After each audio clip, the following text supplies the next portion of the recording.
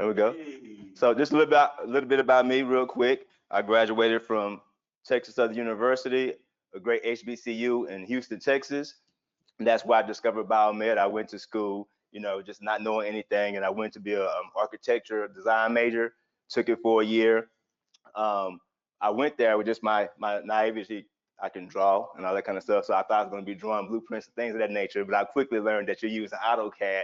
So it wasn't what I was expecting. So I started looking for a different major. And a friend of mine was majoring in electronic engineering. He was like, hey, what about engineering?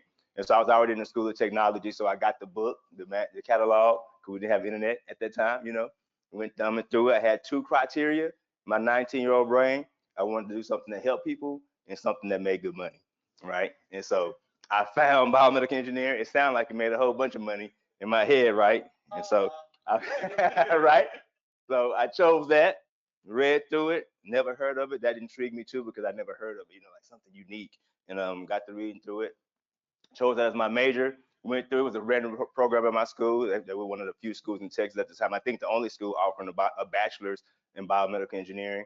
So I went through the program, did my internship at the Veterans Hospital there in Houston, did my externship at MD Anderson Cancer Center in Houston, went through the process, graduated, and then got to working in the field immediately. Also, as you see this picture with all these kids, about the same time, I started working with youth. I'm a person that's had the blessings of being mentored. Because mentor came into my life. I come from a family. I'm a first generation high school graduate, first go to college, all that kind of stuff. And a big part of that is a mentor came to my church, and so I want to be like him. And so my whole career, I've been doing the biomed thing. Plus, I've been working with youth. I have a program where I do after school programming, teaching kids robotics and drones and stuff like that, audio engineering. And so my motto is dream, explore, create. I really enjoy that. And then also at the top, I'm a children's book author. I have some characters I created called Team Steam, and I have a new book coming out May 29th, next month. So that's a little bit about me.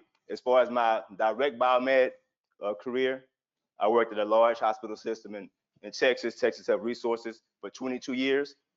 And I just recently took a new position at Piedmont Healthcare in Atlanta, Georgia. And so I've been there 5 years, and I'm out 5 months. I just got there in November. I've been there 5 months, and I've been really enjoying it. So I'm a Piedmont man now, and it's a great thing. So also, to give y'all a fair warning, y'all see all this kid stuff?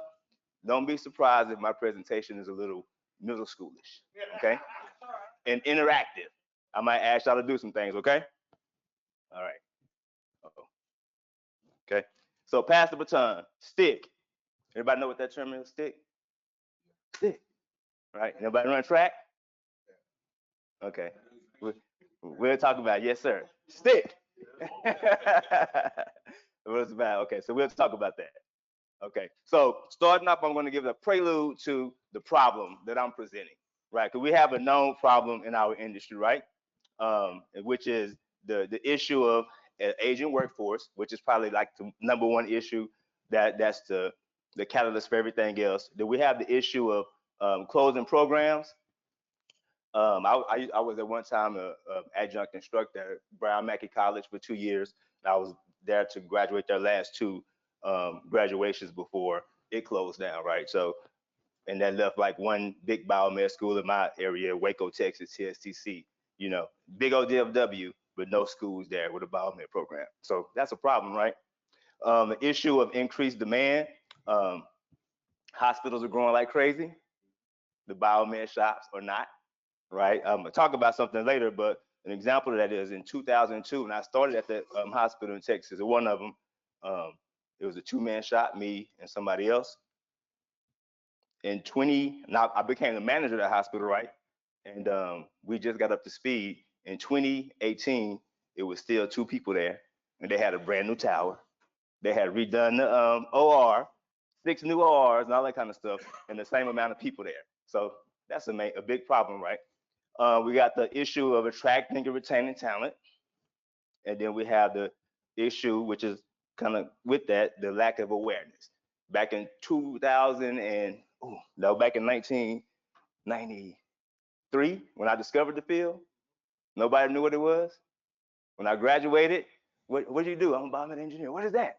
Nobody know what it is. And flash forward to today, still a lot of people don't know what it is, right? A lot more do know, but a lot don't. So with all that being said, it's not all bad, right? Because,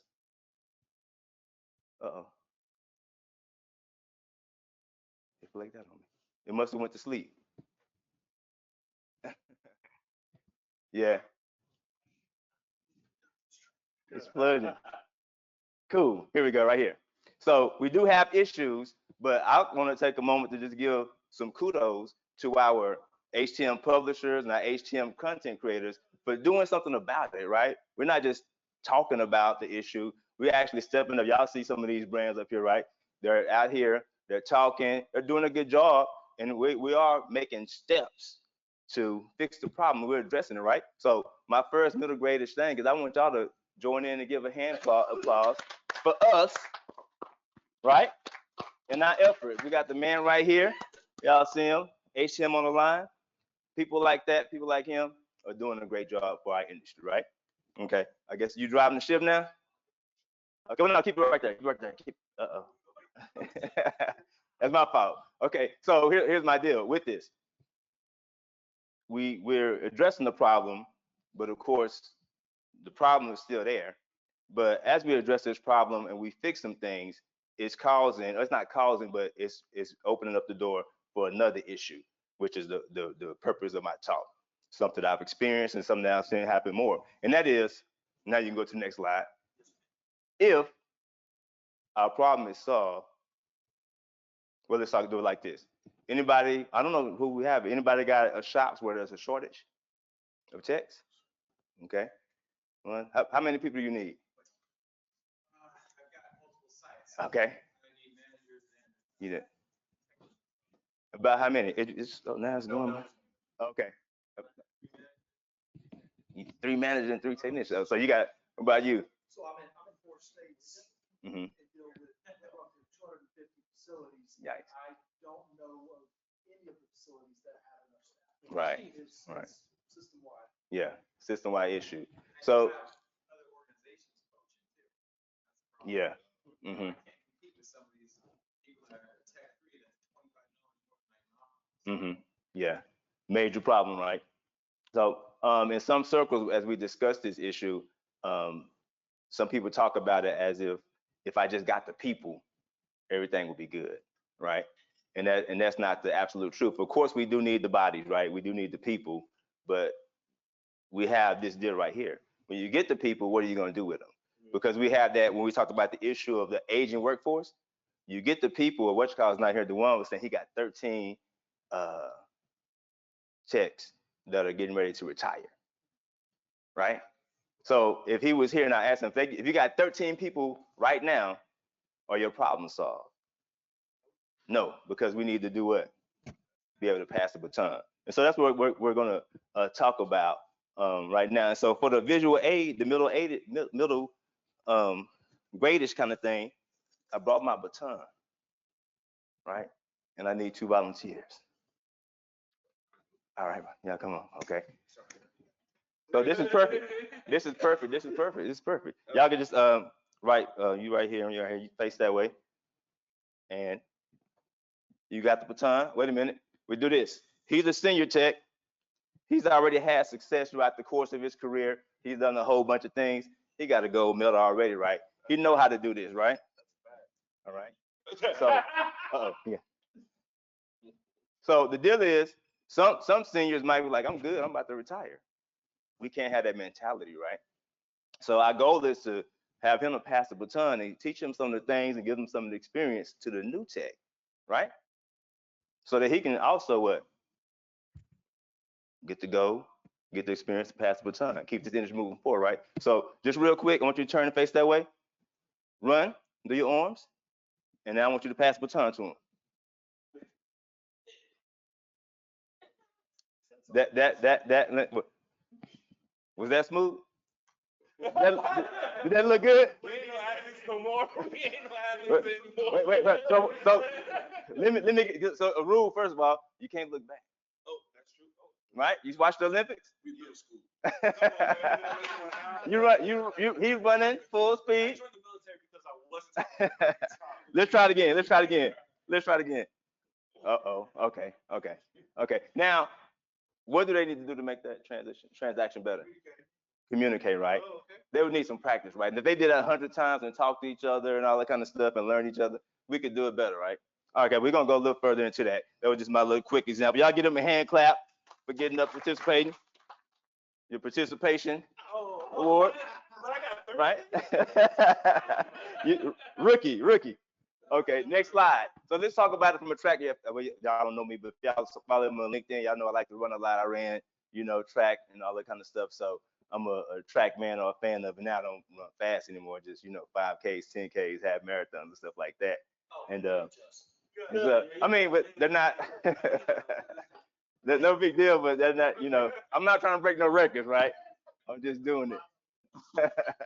So passing the baton, we just had the example of them doing it, but this is what it takes to pass the baton in track and field, right? It takes precision timing, it takes trust, preparation and practice, communication and nonverbal clues, speed maintenance, team over individuals, role clarity, and it takes continuity of mission, right? So let me go into full track mode.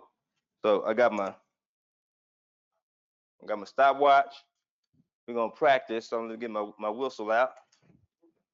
Put that on so we can talk about this. We're gonna talk about we're gonna compare the track passing the baton with biomed. There's some correlations that we can make there. Okay. And I had success before, so I'm gonna put my gold medal on. Okay. Okay. All right. Next slide, please. Let's walk through these. Don't mind me too much for my microphone. Let's see. Okay, so the precision timing, track meaning. Let me go to my slide so I have to turn around. The baton, this is easy to see. The baton must be passed within a specific exchange zone. Timing is everything, right?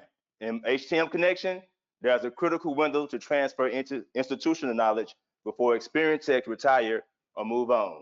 Delay can result in a loss of expertise, right? Okay. Trust. The receiving runner trusts the ongoing runner to place the baton properly, and they don't look back, right?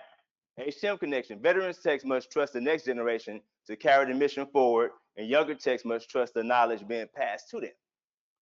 Sound correct? Sound good? Okay.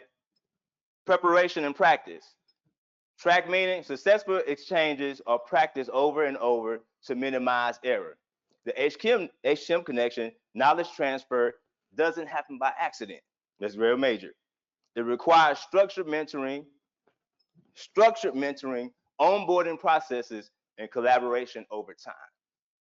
Right? Communication and nonverbal cues. Track meaning a smooth handoff depends on subtle cues and clear understanding.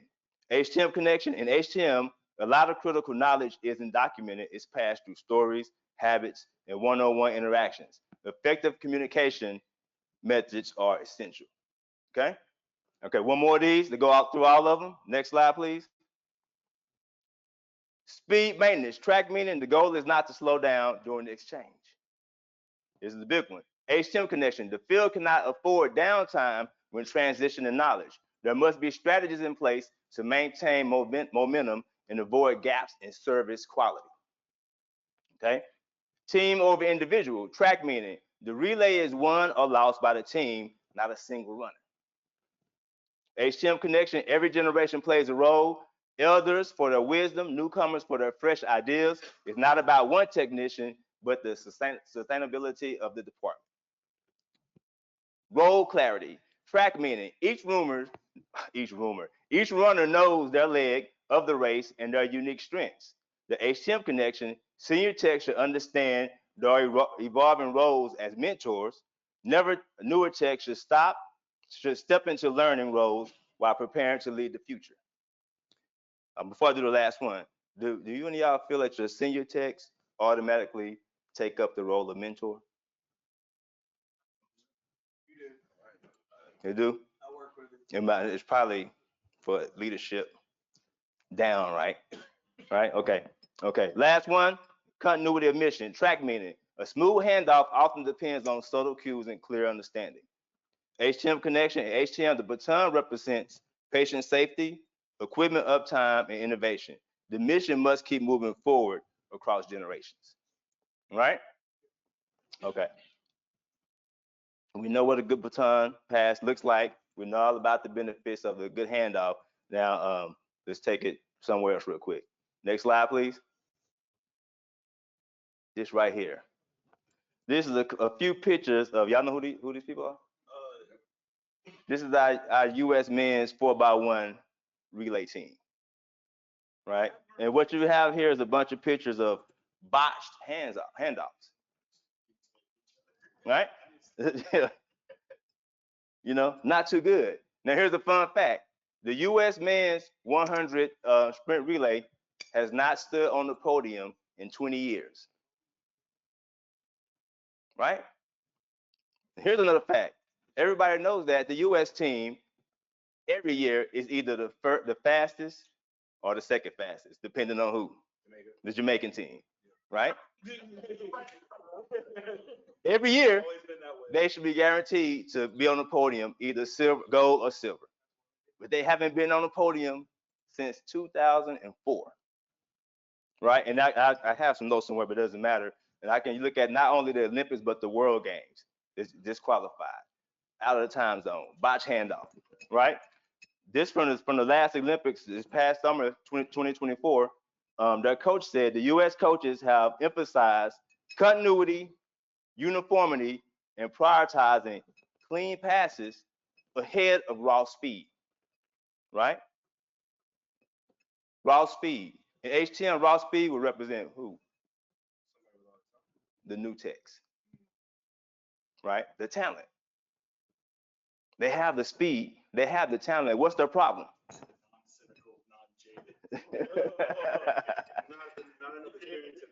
The handoffs.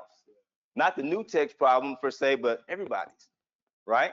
We're having issues with the handoff. We get if what Brian is doing with everybody who's doing to help make this field known, recruit all the people we need. Once we get them there, we got the raw speed. But we still have the issue of what? Continuity, uniformity, and prioritizing clean passes. All right. So story time. One of my hospitals, when I mentioned earlier, it was a two-man shop in 2002. It has grown crazy, and the two people there was this older guy and myself. That's where I started, right? So as the years went by, and I escalated through the system, and it became one of the hospitals that I managed. We were short a person. The guy actually, over a 3-year span, the older guy probably worked there by himself. Like, I'm out of a 4-year span, probably about 3 years, because the other person that was there was in the military. He got called away, came back, called away for another year, right? And so we had the issue of I needed to get somebody in here. With my smart self, I was a young professor, I had a couple of students graduated. As a young man, very energetic, I hired him to go to the hospital, thinking he's just like me. Because with this gentleman, older gentleman, I worked with him, and no issues. I was able to grow there, thrive. This new guy, it didn't work that way. Why? Because I didn't facilitate clean passes. What they had was a 40-year age gap. And the older gentleman, who's a great guy, but he has his own ways or whatever, he's not going to just say, hey, come on, come with me, let me show you this. And when I was there, when I think back, he didn't do that with me either. But the way I'm built, when he got up to go do something, hey, I'm going with you, right? So different mentality. I had a different mentality from the young man I put there. And that's part of that what? Generational age gap. I didn't set him up for a clean pass. And so we had major issues. Okay, next slide, please. Well, you just got your job and everything. Huh?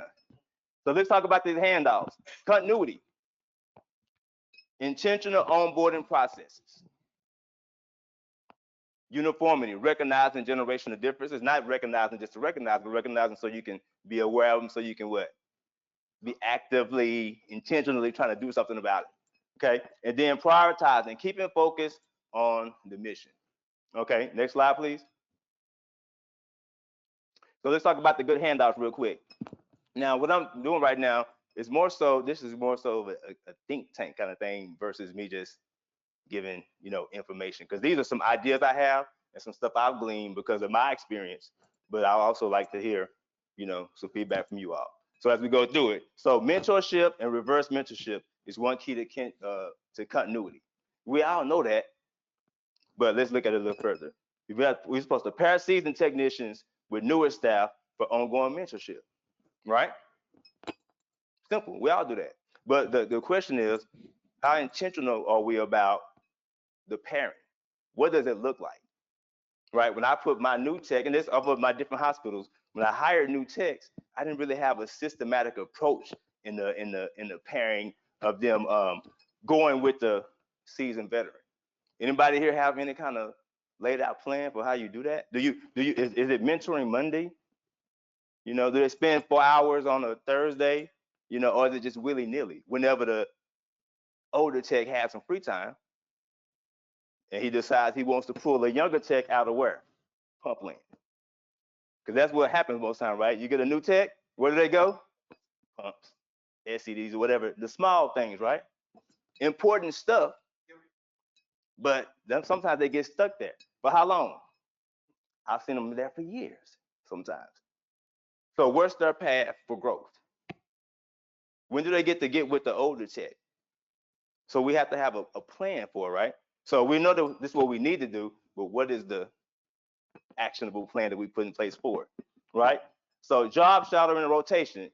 Let less experienced staff shadow veterans during the routine tasks and complex repairs.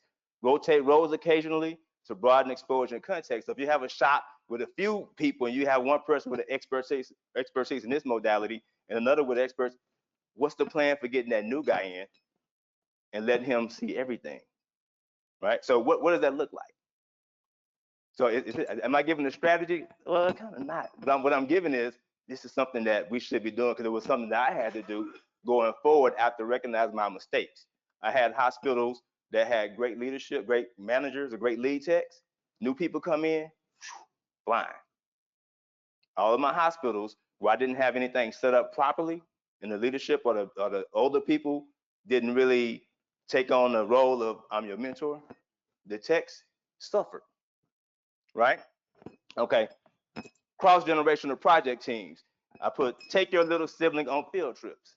So a lot of times the older techs, they're going off and they're doing great things and big projects. So like project management. Can he leave pump land for a little while to go with the seasoned tech? To do what? To learn, right? Hands-on, to observe. And what else? Ask questions.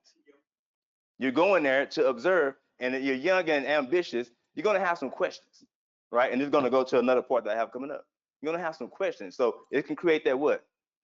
Communication, right? That crosstalk. You can't get that crosstalk if the OG, that's what I should call him, the OG in the hospital, right? If he's going out and doing all of the big stuff and the other person's work doing grunt work. And I understand I'm not saying grunt work like it's bad, but you know what I mean? Stuff that your senior tech is not going to be doing. Here you go. I know when I was a rookie, when I first went to the hospital, I didn't do it, but they wanted me to go into the equipment closet. Back then we had resistors and capacitor, all that stuff in there, and like organize all the stuff, right? No. All of the manuals, they wanted me to organize it. So, stuff like that, that's cool, initiation, but that's not going to pass the baton. All right, next slide, please. Good handouts. Let's talk about uniformity. Recognizing generational differences, right? It's a major deal now. I was talking about you earlier while you wasn't here. The scenario was you said you had 13. Yeah, 13 people that can retire any day now. So I was saying if you got 13 techs, oh no problem. If you got 13 techs tomorrow, what is the plan problem solved. You got the bodies now. No, what it ends up doing is it's going to cause resentment because the older guys are going to have to get time out of the day. And if you have that do a changeover at one time, Yeah. it's pretty much inevitable. The older guys are going to have to take time out of the day to Mhm. and hold Mhm. the young guys. And Mhm. it's the wrong way of looking at it, but that's how they're looking Yeah. at it. And it's going to cause problems. Yeah. And you're speaking the correct language. You said taking time out of the day. And so part of what I'm talking about is having an intentionality in our onboarding process and in those roundings and them taking out time of the day. So we know that it's not willy-nilly. It's not just, what's the word I'm looking for? It's just, what's that? Well, no, what I'm saying, it's not. So I want it to be intentional. I don't want it to be just like, so the older tech feels like it's a chore. But so if they know that mentoring Monday or whatever, Tech Tuesday, this day, you're going to take some time out with that person. So it's kind of scheduled where we know what we're doing. We're doing with a plan, right? So if you look at my graphics here, y'all know who this is? Anybody? The great Jesse Owens, right? And then we have here Carl Lewis, Usain Bolt, and then this last year's Olympic gold medalist, Noah Lyles, right? If I used the wrong graphics, because if I would have found a picture of Carl Lewis winning, gold, it would have been like this. Versus, what am I showing you? The changes over the generation. This guy right here, he's running all up the track. He's wilding out, right? Anything wrong with that? No. It's just what? Different. Carl Lewis would never do that. Noah Lyles is dancing on TikTok. He got his girlfriend. That's a different generation. They do things differently, right? So some of you have Carl Lewis in your shop, and you just hired Noah Lyles. Does Carl Lewis respect Noah Lyles? Probably. He's probably get on his nerves. Yeah, you fast, but it don't take all that, right? So we have a job that we kind of often overlook on how do we get them, on the same page? They're on the same team. How do we work together? So we have to recognize that the Noah Lyles, they're in the like and share generation. You recognize how the new generation likes to receive feedback. How do they like to receive feedback? Do text instantly, right? And they actually care about what you think, right? Most times. You have to recognize the different work styles, the senior staff versus younger team members. I had an issue with a manager of mine who, he was great, but he was stern. And I had a great, one of my former students, person with a lot of potential, but they didn't work, they might took longer lunch breaks sometimes, right? They didn't work regimented like he did. He wanted to write them up all the time, right? He didn't see the potential, right? And I had the hardest time saying, no, they're okay. You just gotta work with them. Your communication, you're going to them, what are you doing today? You don't talk, you can't go. They're gonna automatically do what?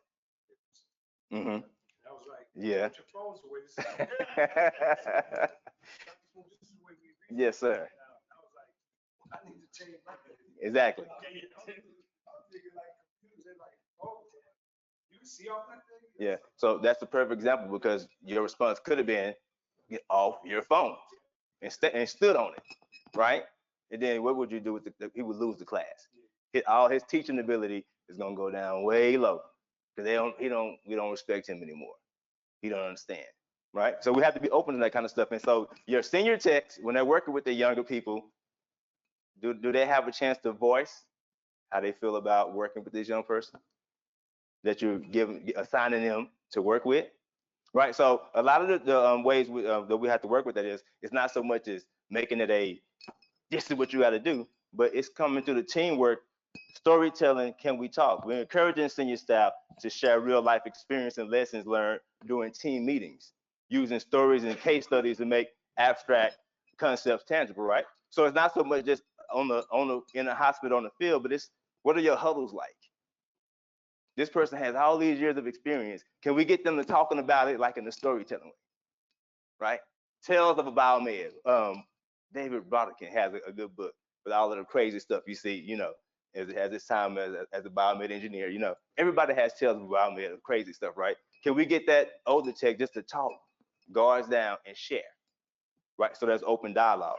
It goes back to taking that younger tech out on the project management assignments so they can do what? Ask questions. And also they can do what? Give ideas. Because sometimes the way that we're doing things might not be the best way. There's an app for that, right? Younger person probably knows that. Do they have a chance to share that information? Or they sitting back saying, "Oh, dude, I'm not talking about it." You had your hand raised? Yeah. Man, I love it. He goes on ChatGPT and asks it to formulate itself an email, and then copies and pastes and send it. I was freaking floored. Yeah. I was just like, what? Like I was like, you be using ChatGPT to do this stuff? And he's like, yeah, man. I'm like, you're sitting over there for like 13 minutes thinking that if you formulated a good email, and it took me like 30 minutes. It took me 1 minute. Yeah. It was one of the most fascinating things. I never thought that generational gap, even me as a young millennial. Yeah. I didn't think that was Yeah, I already seen it. Is the young person wrong for using chat? No, not at all. I see some. There's some old people like, nah, that's that's not right. This is part of the kind of dialogue that should be happening in shops at some time. But do you have that culture?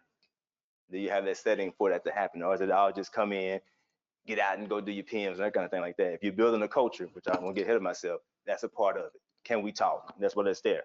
The other one, knowledge and SOP documentation. We share living documents, video tutorials, key contacts, and access to stored information.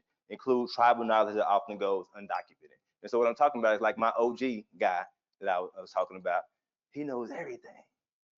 Especially everything's different now, but every passcode to get into every computer, everything, he knows everything. But it wasn't often shared. Right. And so, like I was saying, I was there. I'm the kind of person I'm going to get the information. But some of these newer people, they're not as ambitious as him. So now they're sitting there pulling their thumbs. He won't let me work. He won't give me any work. Right. He's doing all of the work. That's the issue I've seen. Right. So you have to make sure that your mentor, or your senior tech, even though he might not have to accept the role initially, he has to understand that is part of the job.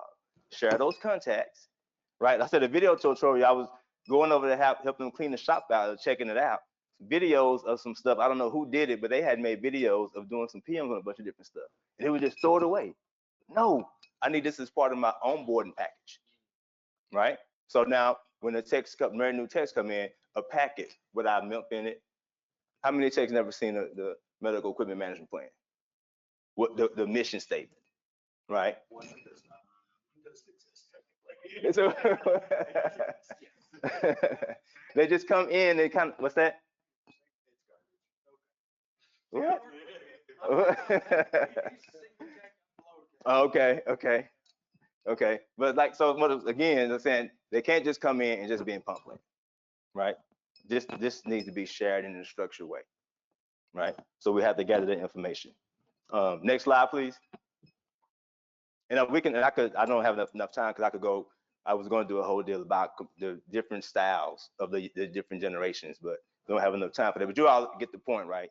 There's a gap, and we have to intentionally work to kind of bridge it. And so there's no set way to do it, but it's about being creative and making sure that you're being mindful to make sure that there's some crosstalk, right?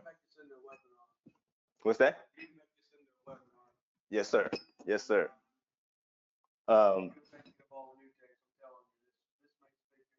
Right. Number 3, prioritizing, keeping focus on the mission. So, Brian here, all those HTM publishers, what are they doing with HTM? They're branding it, right? They're making it, they're stamping it, right? And so is your department that way? You're aligning the organization's mission and goals with the values that resonate with the younger professionals, such as making a tangible impact on healthcare. Because they like to have a what? A mission. a purpose, an acronym. Do they have t-shirts? Y'all, the department have a t-shirt, hats, right? Does it have a cool slogan? Something they can just, they can say. Like Piedmont, where I'm now, they have the Piedmont way. They have a mission, they have a purpose, and they're like, this is the Piedmont way. I love it. This is the Piedmont way of doing things, right? Then we have a new mission.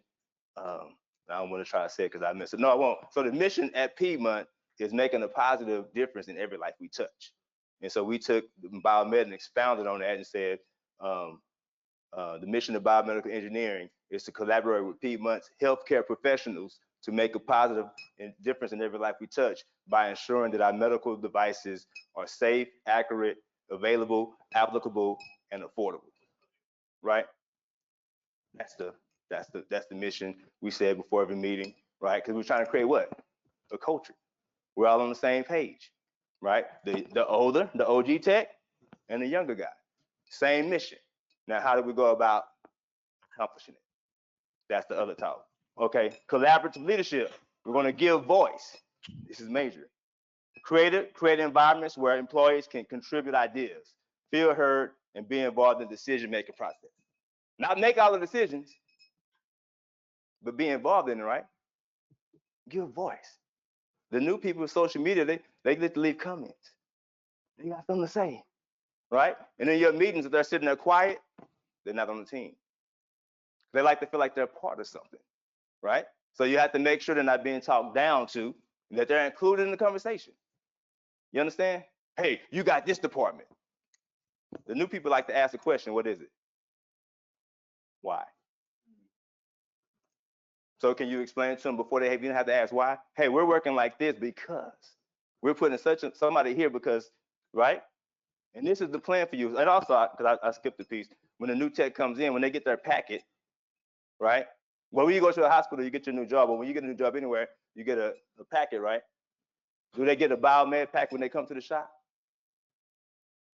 What about the career plan? You're starting out, you're new. In 1 year, this is where we want to see you. Like, what are the goals? What is their career ladder from the jump? How long do I have to spend in pump land? That's what they need to know. Is it a 3-month probation period? When can I get some OEM training? How's that come about? So can they come into the shop and can those discussions already be presented? Can that older OG tech already know that this guy is the person I'm training to take my place? Will the older person, will the OG, can they take some pride in that? Yes. If you make it a burden, then that, no. But if they can get some pride in it and say, I'm responsible for building up the next generation, right? They'll do it differently, right? It becomes part of the goal, part of the team mission, all right? Then cross-generational knowledge transfer. This is about what the whole thing is about. We're creating culture, implementing systems where retired professionals can impart their wisdom and experience to younger employees, ensuring valuable knowledge is retained. But this is all what? About intentionality. I don't have the answers here for real, but it's something for us to think about, right? We know what we need to do. We don't just need to be like the track team and getting new people in, getting the speed, getting the talent, and then botching the handoff. Because that hospital that I gave as my example, terrible. I had to do a lot of work to get it up to speed. Thankfully, before I left CHR and went to Piedmont, I finally got awarded some FTEs. So now currently there's 5 techs there, 5 biomed, 1 imaging guys there, other imaging people float through. I was able to hire that same person I was talking about earlier who kind of maybe took the longer lunch breaks. She went off to another hospital and I hired her back because she went off and she became a lead.